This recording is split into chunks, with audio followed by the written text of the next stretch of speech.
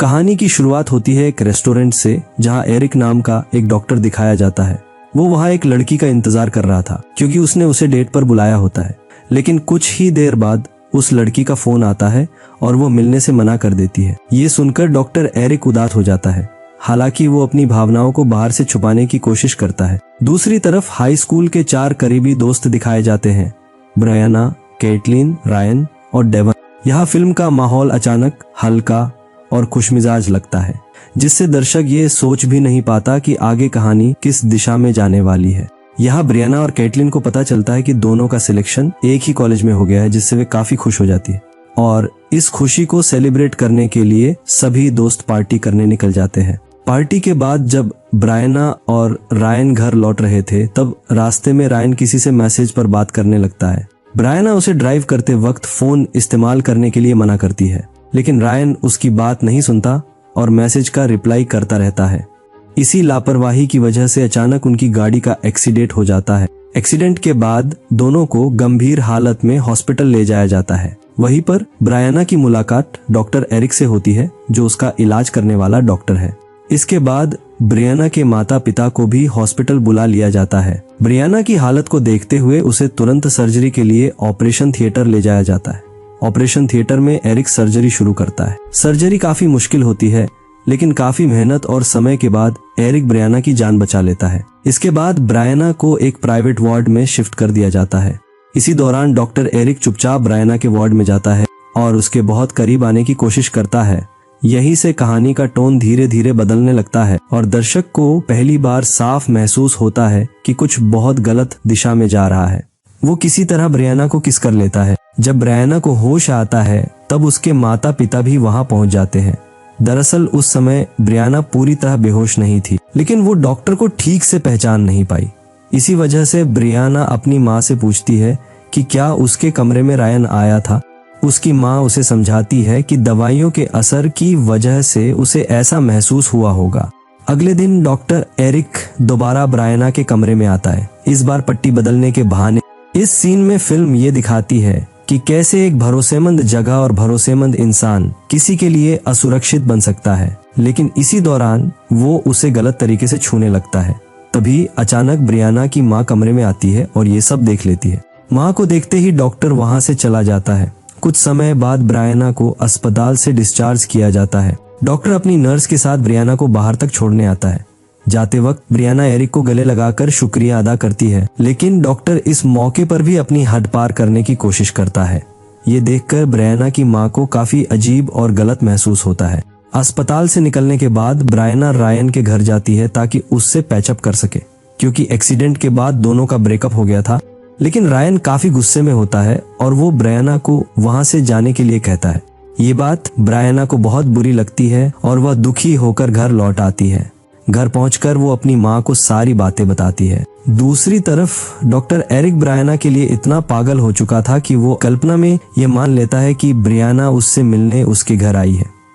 एक हफ्ते बाद ब्रियाना दोबारा अपने चेकअप के लिए अस्पताल जाती है। यह कहानी ये साफ दिखाती है कि जब कोई इंसान किसी एक सोच में फंस जाता है, तो वो हर छोटी चीज को अपने मतलब से समझने लगता है।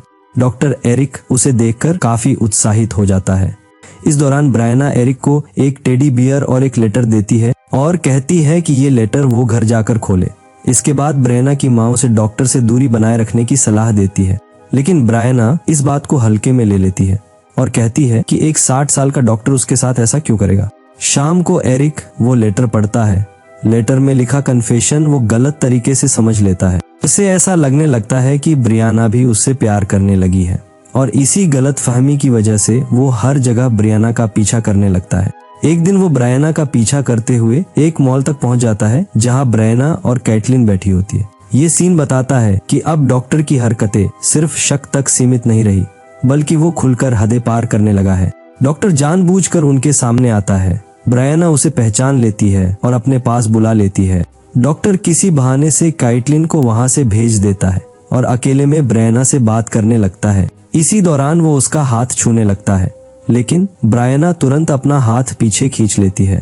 अब ब्रायना समझ जाती है कि इस डॉक्टर की नीयत ठीक नहीं। तभी कैटलिन वापस आ जाती है और डॉक्टर वहां से चला जाता है। इसके बाद ब्रियाना घर जाकर अपने माता पिता को सब कुछ बता देती है। लेकिन उसका पिता इस पर यकीन नहीं करता। उसे लगता है कि डॉक्टर एरिक एक सम्मानित डॉक्टर है और इलाज के दौरान पेशेंट को छूना आम बात है। वही ब्रियाना की माँ अब भी डॉक्टर को लेकर सस्पिशियस रहती है और अपने पति से डॉक्टर से बात करने को कहती है। पत्नी की बात मानकर ब्रियाना का पिता एरिक से मिलने जाता है। डॉक्टर वहाँ ये साबित करने की कोशिश करता है कि ब्रियाना ही उसके प्यार में पड़ चुकी है। वो टेडी बियर और लेटर दिखाकर अपनी बात को सही साबित कर देता है।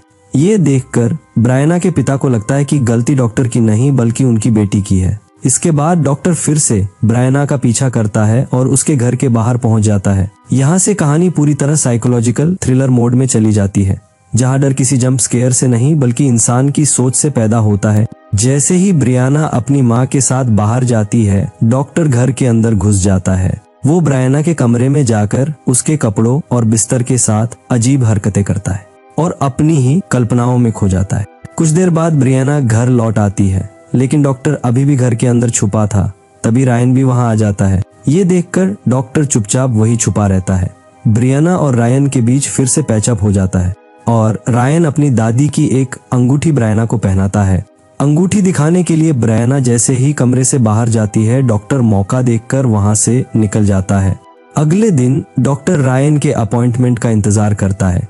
जैसे ही रायन अस्पताल पहुंचता है, डॉक्टर चोरी से उसका फोन ले लेता है और उसके फोन से एक गलत मैसेज टाइप करता है जिसमें ब्रियाना के बारे में बुरी बातें लिखी थी। ये मैसेज वो डेवन को भेज देता है। डेवन ये मैसेज कैटलिन को दिखाता है और कैटलिन ब्रियाना को सब बता देती है। अब गुस्से में ब्रियाना रायन से मिलने जाती है और उससे झगड़ा करती है। रायन उसे समझाने की कोशिश करता है कि उसने वो मैसेज नहीं भेजा, लेकिन ब्रियाना उस पर भरोसा नहीं करती और दोबारा ब्रेकअप कर लेती है। बाद में रायन डेवन से पूछता है कि मैसेज किस समय आया था। टाइमिंग जानकर रायन समझ जाता है कि उस वक्त वो अस्पताल में था। तब उसे पूरा यकीन हो जाता है कि ये सब डॉक्टर की चाल है। रायन डॉक्टर के घर जाकर उससे बात करता है और कहता है कि वो सच जानता है। वो डॉक्टर से ब्रियाना को सच्चाई बताने के लिए कहता है, लेकिन डॉक्टर कहता है कि वो खुद ब्रियाना से प्यार करता है और रायन को उससे दूर रहना चाहिए। गुस्से में रायन उस पर हमला करने की कोशिश करता है, लेकिन पैर में चोट होने की वजह से वो कुछ नहीं कर पाता। इसके बाद रायन ब्रियाना को मैसेज करके पूरी सच्चाई बताता है। उस समय ब्रियाना ये मैसेज कैटलिन को दिखा रही थी। तभी डॉक्टर वहां आ जाता है। ब्रियाना उससे पूछती है कि क्या वो उसका पीछा कर रहा है, लेकिन डॉक्टर मना कर देता है और उसे एक डॉल देता है। ब्रियाना डॉक्टर की हरकतों से पूरी तरह परेशान हो चुकी थी, तो वो वहां से चली जाती है। घर आकर वो अपनी माँ को बताती है कि डॉक्टर उसका पीछा कर रहा है और अब ये सब बहुत ज्यादा हो गया है। ब्रियाना की माँ उसे लेकर अस्पताल जाती है और डॉक्टर को साफ चेतावनी देती है कि अगर वो ब्रियाना से दूर नहीं रहा तो पुलिस में शिकायत की जाएगी। इसके बाद डॉक्टर ब्रियाना की माँ की मेडिकल हिस्ट्री चेक करता है और जानबूझकर उसकी दवाइयों में एलर्जी वाली दवा मिला देता है। जब ब्रियाना की माँ दवा लेती है तो उसकी हालत बिगड़ जाती है। ब्रियाना तुरंत अपनी माँ को अस्पताल लेकर जाती है। जब डॉक्टर को पता चलता है कि ब्रियाना अस्पताल में है तो वो उससे बात करने आता है, लेकिन ब्रियाना उससे बात करने से मना कर देती है और अपनी माँ के पास चली जाती है। रात को जब ब्रियाना अकेले घर लौट रही थी तो डॉक्टर वहां पहुंच जाता है। वो उसे किडनैप करने की कोशिश करता है। ये मूवी का सबसे टर्निंग पॉइंट बन जाता है, जहां कहानी पूरी तरह से सर्वाइवल और हिम्मत पर टिक जाती है। ब्रियाना भागने की कोशिश करती है, लेकिन डॉक्टर उसकी कार को टक्कर मार देता है। शीशा तोड़कर उसे बाहर निकालता है और फिर उसकी कार में आग लगा देता है। पुलिस ब्रियाना के माता पिता को ये खबर देती है कि उनकी बेटी की मौत हो गई है। दूसरी तरफ डॉक्टर ब्रियाना को अपने घर में बंद करके रखता है और उसे एक पासपोर्ट दिखाकर कहता है कि वो उसे मेक्सिको ले जाएगा और दोनों वहीं रहेंगे। इधर ब्रियाना की माँ अस्पताल से मिले सामान में रायन की दी हुई अंगूठी देखती है और वह अंगूठी रायन को लौटा देती है। अंगूठी देखकर रायन समझ जाता है कि ये वो अंगूठी नहीं है जो उसने ब्रियाना को दी थी। वो अस्पताल जाकर जांच करता है और उसे पता चलता है कि मिली हुई बॉडी ब्रियाना की नहीं है। रायन ये बात ब्रियाना की माँ को बताता है, लेकिन उसका पिता इस पर भरोसा नहीं करता। इसके बाद ब्रियाना की माँ रायन के साथ मिलकर ब्रियाना को ढूंढने निकलती है। दोनों डॉक्टर के घर पहुंचते हैं। डॉक्टर उन्हें देखकर ब्रियाना को बेहोश कर देता है और छुपा देता है। तलाशी के बावजूद उन्हें कुछ नहीं मिलता और उन्हें लौटना पड़ता है। अगली सुबह डॉक्टर मेक्सिको जाने की पूरी तैयारी कर चुका था। वो ब्रियाना के लिए खाना लेकर आता है। ब्रियाना प्यार से बात करते हुए उसे अपनी बातों में उलझा लेती है। जैसे ही डॉक्टर उसके हाथ खोलता है, ब्रियाना कैंची से उस पर हमला करने की कोशिश करती है। डॉक्टर उसे पकड़ लेता है और गुस्से में आ जाता है। डॉक्टर समझ जाता है कि ब्रियाना अब उसकी नहीं हो सकती। अब वो ऑपरेशन किट निकालता है। इसी बीच ब्रियाना खुद को खोल लेती है और भागने की कोशिश करती है। डॉक्टर उसे पकड़ता है, लेकिन तभी ब्रियाना के हाथ में एक स्टिक आ जाती है और वो डॉक्टर पर हमला करती है, जिससे डॉक्टर बेहोश हो जाता है। इसके बाद ब्रियाना घर से बाहर निकलकर डॉक्टर की कार लेकर वहां से भाग जाती है और सीधे अपने घर पहुंचती है, जहां उसका अंतिम संस्कार चल रहा था। ये सीन सिर्फ शॉकिंग नहीं है, बल्कि इमोशनल लेवल पर भी दर्शक को झकझोर देता है। ब्रियाना को जिंदा देखकर सभी लोग हैरान रह जाते हैं। उसके माता पिता भी खुशी से अपनी बेटी को गले लगा लेते हैं और इसी भावनात्मक और चौंकाने वाले मोड़ पर यह कहानी यही खत्म हो जाती है। तो दोस्तों, ये मूवी हमें सिखाती है कि हर प्रोफेशनल इंसान भरोसे के लायक नहीं होता। सिर्फ किसी की डिग्री या पोजीशन देखकर आंख बंद करके उस पर भरोसा नहीं करना चाहिए। अगर कोई चीज गलत लग रही है तो वो गलत ही होती है। गलत व्यवहार को नजरअंदाज करना हालात को और बिगाड़ देता है। अगर आपको ये कहानी थोड़ी भी पसंद आई हो तो वीडियो को लाइक करके चैनल को सब्सक्राइब जरूर कर देना। कहानी में अंत तक बने रहने के लिए आपका धन्यवाद।